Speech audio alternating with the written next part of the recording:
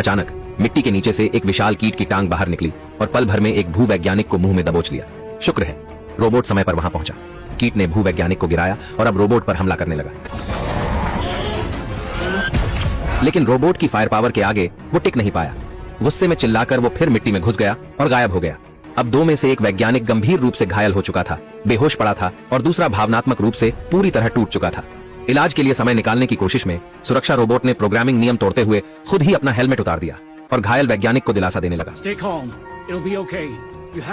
लेकिन जब वो बेस पर लौटा तो चिंता में डूब गया। क्या ये लोग उसकी असामान्यता को भांप चुके हैं? अगर उन्होंने कंपनी को रिपोर्ट कर दी तो उसका अंजाम सिर्फ एक होगा, जबरदस्ती स्क्रैप कर दिया जाएगा। अपने अस्तित्व की रक्षा में उसने एक क्रूर फैसला ले लिया, मगर यह केवल उसकी एक खूबसूरत कल्पना थी। कंपनी की ताकत के सामने झुकते हुए सुरक्षा रोबोट को न चाहते हुए भी टीम के साथ बेस वापस लौटना पड़ा। मनसा ने जब उसके घावों पर लगी गीली मिट्टी देखी तो उसे तुरंत मेडिकल पॉड में वापस जाकर इलाज कराने को कहा, मगर सुरक्षा रोबोट जो अब 180 तरह की आशंकाओं से भरा था, उसे लग रहा था कि उसकी जागृति की बात सबको पता चल चुकी है। वो आधे दिन तक वहीं अड़ा रहा, वापस लौटने को तैयार ही नहीं हुआ। असल में उसकी इस अजीब हरकत ने सभी का ध्यान अपनी ओर खींच लिया था। बाकी लोग तो बस हैरान थे, लेकिन न्यूरल एनहांस्ड ह्यूमन गुला थोड़े गुस्से में था। उसने नोट किया कि सुरक्षा रोबोट आम इंसानों की तरह सवाल पूछकर तनाव कम करने की कोशिश तक नहीं कर रहा। यह तो साफ संकेत था, यह मशीन नियंत्रण से बाहर जा चुकी है और अब एक खतरनाक किलिंग मशीन बन चुकी है। मगर सच्चाई ये थी कि कंपनी की अगली शिप यहां 1 महीने बाद ही आने वाली थी। इस दौरान उन्हें इसी रोबोट की सुरक्षा पर निर्भर रहना था। जब सब लोग बहस में उलझे हुए थे, तब किसी ने ध्यान नहीं दिया कि सुरक्षा रोबोट चुपचाप अपने कैमरे से सब कुछ देख रहा था। उसके मन में चल रहा था, अगर मैं न होता तो ये लोग 1 हफ्ता भी जिंदा न रह पाते। अपने सिंथेटिक ऊतकों की मरम्मत से होने वाले दर्द को कम करने के लिए उसने फिर से एक बोरिंग सा टीवी ड्रामा देखना शुरू कर दिया। जब तक मनसा की आवाज नहीं आई, तुरंत वर्क जोन में आओ, रोबोट ने जवाब दिया। मेरी आर्मर की मरम्मत अभी पूरी नहीं हुई है। मनसा ने कहा, कोई बात नहीं, हमारे पास वर्क यूनिफॉर्म्स की कोई कमी नहीं है। जब सुरक्षा रोबोट वर्क जोन में दाखिल हुआ, मनसा ने टीम की तरफ से उसकी ईमानदारी से सराहना की। अगर वो समय पर न आता तो 2 टीम सदस्य अब तक जिंदा न होते। सभी के लगातार धन्यवाद और प्रशंसा से सुरक्षा रोबोट थोड़ा असहज हो गया। मनसा ने पूरे दिल से उसे टीम में शामिल होकर काम में मदद करने का न्योता दिया, क्योंकि इस वक्त वो एक अजीब समस्या से जूझ रहे थे। कंपनी द्वारा दी गई मैप में उस इलाके में किसी भी मॉन्स्टर के बारे में कुछ नहीं था। सुरक्षा रोबोट ने जब अपनी निजी डाटाबेस से तुलना की तो पाया कि टीम को जो नक्शा मिला है वह पुराना है और उसमें रीजनल अपडेट नहीं थे। टीम के कुछ सदस्य कंपनी की लापरवाही को कोसने लगे, मगर गुला ने सीधे मुद्दे पर वार किया। उसने रोबोट से पूछा कि उसने पहले ही ये बात क्यों नहीं बताई। इस बार सुरक्षा रोबोट ने बिना देर किए जवाब दिया। उसे ना तो ऐसी जानकारी तक एक्सेस मिला था और ना ही किसी ने उसे अधिकृत किया था। गुल्ला की तेज निगाहें देखकर सुरक्षा रोबोट बिना कुछ बोले वहां से चला गया। उसने इस स्थिति को खतरे की घंटी समझा। कैमरे के जरिए उसने फिर से गुला की आवाज रिकॉर्ड की। वो टीम को सावधान कर रहा था कि इस रहस्यमय मशीन पर भरोसा न करें। सच कहें तो अब खुद सुरक्षा रोबोट भी खुद पर शक करने लगा था। उसकी मेमोरी में बार बार एक टूटा फूटा सीन उभर रहा था, जहां खदान के मजदूर हथियारों की चमक में एक एक करके ढेर हो रहे थे। शाम ढलते ही मनसा अकेले उससे मिलने आई। सुरक्षा रोबोट ने जानबूझकर अपनी नजरें चुराई। वो डर रहा था कि कहीं उसकी सेंट्रल कंट्रोल ब्रेकिंग वाली बात उजागर न हो जाए। लेकिन मनसा ने अनपेक्षित रूप से खुलासा किया कि उन्हें इस रोबोट को अपनाने की मर्जी नहीं थी। ये तो कंपनी का जबरदस्ती का आदेश था। उसने कहा कि रोबोट को टीम से इतना अलग थलग नहीं रहना चाहिए। सुरक्षा रोबोट इतना नर्वस हो गया कि एक शब्द तक न बोल सका। उसे डर था कि मनसा उसकी बेचैनी को पढ़ न ले। मनसा के उलझे कदमों के साथ जैसे ही वो चली गई, रोबोट ने खुद से सवाल करना शुरू किया। अगर सब सच सामने आ गया तो क्या उसे सबका सफाया कर देना चाहिए? क्योंकि वो टूटे हुए दृश्य शायद कोई भ्रम नहीं बल्कि सच्चाई है। बहुत मुमकिन है कि उसी ने उन खनिकों को मारा था और फिर कंपनी ने उसे पिघलाकर उसके दिमाग से सारी पुरानी यादें मिटा दी थीं। कब रात गहरा गई, किसी को पता ही नहीं चला। संदेह में डूबे गुला ने सबको बताया कि सुरक्षा रोबोट अब अपनी मरम्मत पूरी करके शीत निद्रा में जा चुका है। अब वक्त है तय करने का कि इस हत्या मशीन का क्या किया जाए। मनसा को यह उतना गंभीर मसला नहीं लगा। उसके मुताबिक अभी सबसे जरूरी काम था नई मैप में मौजूद अनएक्सप्लोर्ड इलाकों की जांच। कुछ लोग सुरक्षा को लेकर चिंतित थे। उन्होंने सुझाव दिया कि सुरक्षा रोबोट को साथ ले चलना चाहिए। मनसा पहले भी उससे बात कर चुकी थी। उसे भी लगा था कि सुरक्षा रोबोट का व्यवहार थोड़ा असामान्य है, और यही सुनकर गुला को लगा कि उसकी शंका अब पूरी तरह पक्की हो चुकी है, क्योंकि एक सुरक्षा मशीन को भावनाएं नहीं होनी चाहिए। उन्हें बस लड़ना और तबाही मचाना आता है। गुला ने फैसला किया, जैसे ही वे लोग पोर्ट लौटेंगे वह बीमा कंपनी को कहकर सुरक्षा रोबोट का रीबूट और रीप्रोग्राम करवा देगा। अगली सुबह सुरक्षा रोबोट शीत निद्रा से जाग गया और देखा कि वैज्ञानिकों की टीम अकेले ही जांच पर निकल चुकी है। वह खुद से बड़बड़ाने लगा, ये लोग तो खुद को मारने निकले हैं। सीसीटीवी के जरिए उसे मनसा की एक और चिंता का पता चला। असल में सुरक्षा रोबोट को बीमा कंपनी ने भेजा था और मनसा को डर था कि यह मशीन कहीं उनकी खोज से जुड़ा डेटा वापस कंपनी को न भेज दे। तभी उसे एक कमांड मिला। गुला ने उसे वर्क जोन में बुलाया। गुला के कानों पर लगे नर्व एनहांसमेंट कंपोनेंट्स को घूरते हुए सुरक्षा रोबोट सोचने लगा कि वो इस इंसान को बड़ी आसानी से खत्म कर सकता है। वर्क जोन में गुला ने बिना कोई भाव दिखाए उसे आदेश दिया, अपना फेस मास्क हटाओ। सुरक्षा रोबोट ने बिना सवाल उठाए बात मानी, मगर उसकी नजरें बार बार इधर उधर जा रही थी। शायद यह उसकी आदत बन गई थी। वह इंसानों की आंखों में आंखें डालना पसंद नहीं करता था। गुला की पैनी नजरों ने यह बात तुरंत पकड़ ली। उसने तुरंत कहा, मेरी आंखों में देखो। फिर एक अप्रत्याशित सवाल दागा, कल जब तुमने लोगों की जान बचाई, तुम बहुत ज्यादा संवेदनशील लग रहे थे। ये एक मशीन के लिए बिल्कुल सामान्य नहीं है। सुरक्षा रोबोट तो अंदर से घबरा गया। उसने डरते डरते जवाब दिया कि उसका सॉफ्टवेयर अपग्रेड किया गया है, जिससे वो अब इंसानों के साथ व्यवहार की सिमुलेशन कर सकता है। मगर सच तो यह था, वो असली बात बताने की हिम्मत नहीं कर सकता था, क्योंकि यह तरीका उसने सोप ऑपेरा यानी टीवी सीरियलों से सीखा था। गुला ने फौरन इसकी कमजोरी पकड़ ली। सुरक्षा रोबोट कंपनी के सबसे पुराने मॉडल में से एक था। उसमें अपग्रेड की कोई गुंजाइश ही नहीं थी। सुरक्षा रोबोट कोई चतुर जवाब नहीं दे सका, बस अटकते हुए कहा, मैं जवाब नहीं दे सकता, मेरी यादें मिटा दी गई हैं। उसी पल उसे समझ आ गया वो अब खतरे में है, मगर वो खुद को ऐसा जताने की कोशिश करता रहा जैसे कुछ पता ही ना हो। तभी अचानक सुरक्षा रोबोट को चेतावनी संकेत मिला। मनसा के आसपास फिर से किसी नो कॉर मॉन्स्टर की गर्मी पहचान ली गई थी। उसने तुरंत कम्युनिकेशन चैनल खोलकर मनसा को आदेश दिया, मिशन छोड़ो, तुरंत जहाज की तरफ लौटो। लेकिन मनसा उस वक्त पहले ही जांच क्षेत्र की सीमा तक पहुंच चुकी थी। उसे बस एक मिट्टी की ढलान पार करनी थी। मिशन पूरा होने ही वाला था। वो आगे बढ़ने ही वाली थी कि पीछे से अचानक एक रगड़ती हुई, कान फाड़ने वाली आवाज आई। एक विशालकाय नो कॉर मॉन्स्टर फिर से सामने आ गया। मनसा वहीं खड़ी रह गई। उसे लगा अब उसका अंत निश्चित है। लेकिन हैरानी की बात, वो राक्षस उसके पास से गुजर गया, सीधा ऊपर चढ़ा और ढलान के दूसरी ओर गहराई में तेजी से फिसलता चला गया। मनसा ने जिज्ञासावश नीचे झांका। वह देखकर दंग रह गई। गड्ढे में दर्जनों नो कॉर मॉन्स्टर्स की लाशें पड़ी थीं।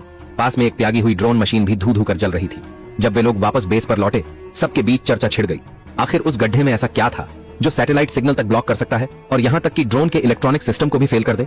सबसे अजीब बात, वो चीज नो कॉर मॉन्स्टर्स को खुद चलकर मौत की ओर खींच रही थी। किसी ने अनुमान लगाया, शायद ये किसी एलियन सभ्यता की छोड़ी हुई सिंथेटिक मटेरियल है।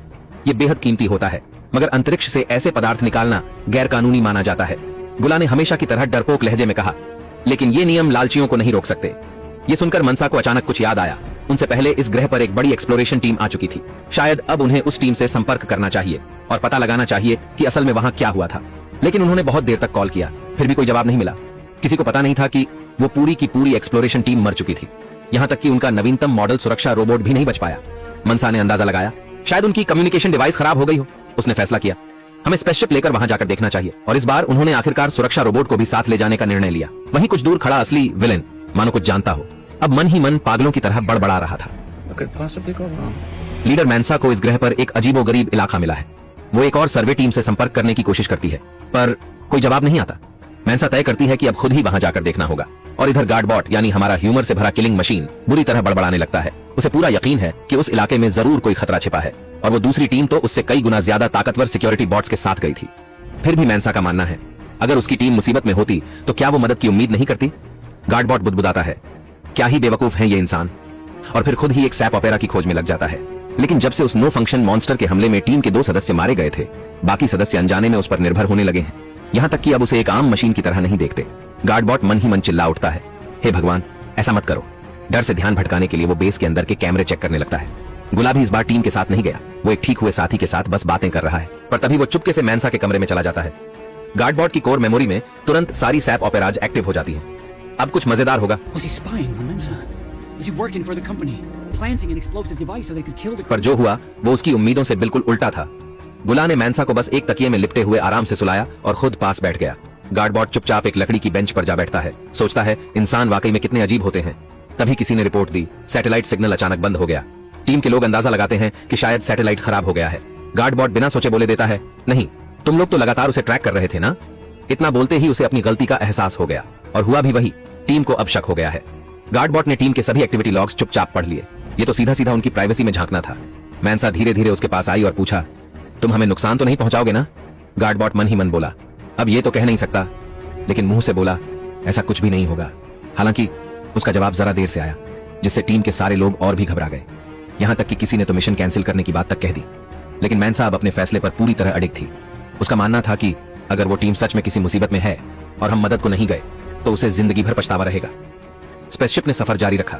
गार्डबॉट अब भी चुपचाप अपने ड्रामे वाले शोज में डूबा रहा, तब तक जब तक वे लोग सर्वे टीम के कैंप के ऊपर नहीं पहुंच गए। पर चिंता की बात यह थी कि जहां अब उनका जहाज उस इलाके के लोकल नेटवर्क में आ गया था, वहां से भी उन्हें उस टीम से कोई संपर्क नहीं मिल रहा था। अब इसे किसी मशीन फेलियर का नाम देना बेवकूफी होती।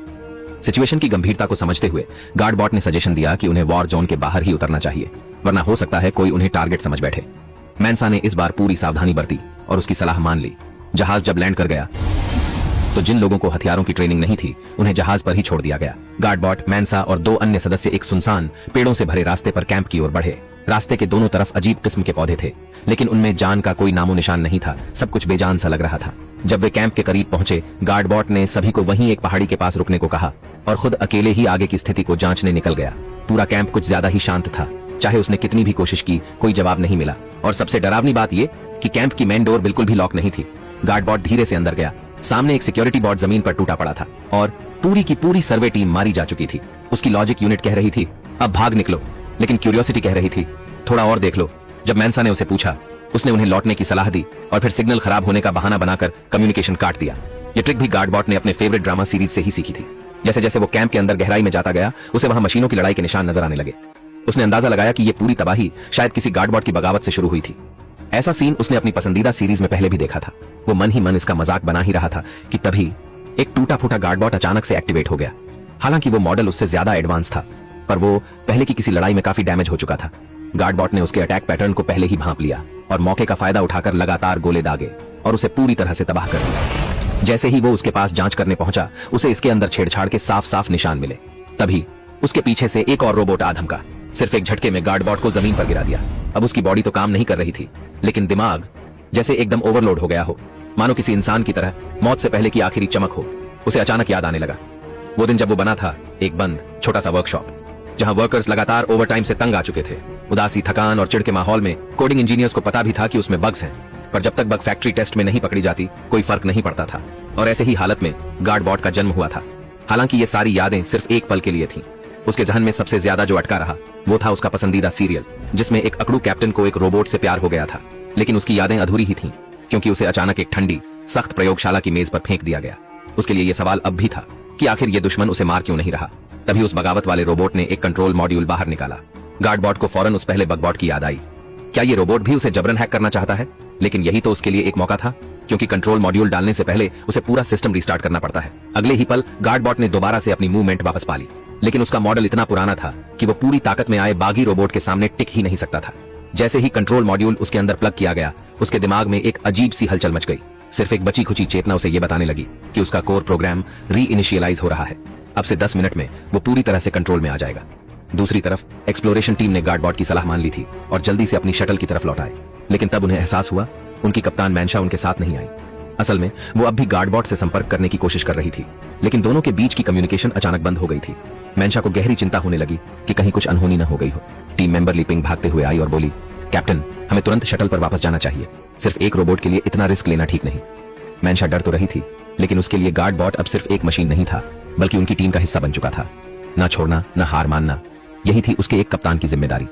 जब लीपिंग को समझ में आ गया कि कैप्टन को मनाना नामुमकिन है, उसने बाकी साथियों को जाकर सारी बात बताई। ये एक ऐसी टीम थी जो सालों से एक दूसरे के साथ काम कर रही थी। कैसे वो अपनी कप्तान को अकेले खतरे में डाल सकते थे? दाढ़ी वाला भारी भरकम साथी तुरंत हथियार निकालते हुए बोला, चाहे जो हो जाए, मैं कप्तान की मदद के लिए जरूर जाऊंगा। और इसी वक्त गार्डबॉट अब भी अपनी जिंदगी और मौत की जंग लड़ रहा था। अब वो पूरी तरह कंट्रोल में आने ही वाला था कि तभी एक ड्रिलर उसकी बॉडी को चीरते हुए निकल गई। ये कोई और नहीं बल्कि मैंशा थी, जो वक्त रहते वहां पहुंच गई थी। उसने देखा गार्डबॉट जमीन पर गिरा हुआ है। उसे समझ नहीं आया कि यहां हुआ क्या है, लेकिन उसने तुरंत उसे सहारा देकर उठाया। इस वक्त गार्डबॉट की हालत कुछ अजीब सी थी। उसके मुंह से बस रटते जा रहे थे कुछ अज्ञात कोडिंग जैसे शब्द। शायद कंट्रोल प्रोग्राम को डैमेज हुआ था। यहां तक कि उसे याद भी नहीं रहा कि एक कंट्रोल मॉड्यूल अभी भी उसके सिस्टम में एक्टिव है। जैसे ही दोनों कैंप छोड़ने की तैयारी कर रहे थे, वो ये देखना भूल गए कि जमीन पर गिरा बागी रोबोट हल्के से हिला। समय बीतता जा रहा था और गार्डबॉट का मानसिक सिस्टम धीरे धीरे और ज्यादा अस्थिर होता जा रहा था। गार्डबॉट को अब लगने लगा जैसे वो सीधा किसी सास बहू वाले ड्रामे के अंदर कूद पड़ा हो। ड्रामे का किरदार चिल्ला रहा था, भागो, दुश्मन फिर से हमला करने आ गया है। अगली ही सेकंड तेज धमाके के साथ गोला फटा। बागी रोबोट एक बार फिर सामने आ गया। इधर दाढ़ी वाला साथी अब तक लिविंग मॉड्यूल के पास पहुंच चुका था, लेकिन अंदर जाने से पहले उसे साथियों से पूछना था कि बंदूक चलाते कैसे हैं। तभी उसके हेडसेट में मैंशा की घबराई हुई चीख सुनाई दी। अब देर करना नामुमकिन था। वो भागता हुआ मॉड्यूल की ओर दौड़ा, लेकिन जैसे ही पहुंचा उसने देखा दरवाजा लॉक था। उसके मुंह से एक निराश गुस्से भरी चीख निकल गई। शिप के अंदर बैठे 2 अन्य साथी भी अब खतरे को भांप चुके थे। उनमें से एक के दिमाग में एक जोखिम भरी पलटवार की योजना कौन थी? मैंशा और गार्डबॉट उस वक्त केबिन में फंसे थे। बागी रोबोट से जान बचाने के लिए दोनों इधर उधर भाग रहे थे, लेकिन इसी भगदड़ में वो गलती से एक आर्मरी रूम हथियार कक्ष में घुस पड़े। गार्डबॉट अभी भी सोच रहा था कि उसे लड़ना चाहिए या नहीं, तभी दरवाजा जोर से टकराकर खुला। मैंशा ने बिना समय गंवाए सीधे फायरिंग शुरू कर दी। बाहर दाढ़ी वाला साथी भी अब दरवाजा तोड़ने का प्लान बना चुका था, लेकिन तभी पास वाले केबिन का दरवाजा फट गया। मैनशा और गार्डबॉट बाहर निकल आए। अभी ये लोग कुछ बोल भी नहीं पाए थे कि बागी रोबोट फिर से हमला करने आ गया। दाढ़ी वाला साथी उसकी एनर्जी किरणों से घायल हो गया और नीचे गिर पड़ा। गार्डबॉट बस पास खड़ा खामोशी से देखता रह गया। जैसे ही बागी रोबोट ने मैनशा की तरफ हमला करने के लिए हाथ उठाया, एक स्पेसशिप ऊपर से उतरी। वो थे उनके साथी, समय पर आ पहुंचे थे मदद के लिए। उनकी शिप से निकलते ही मैग्नेटिक क्लॉज से उन्होंने पलक झपकते ही बागी रोबोट को टुकड़ों में उड़ा दिया।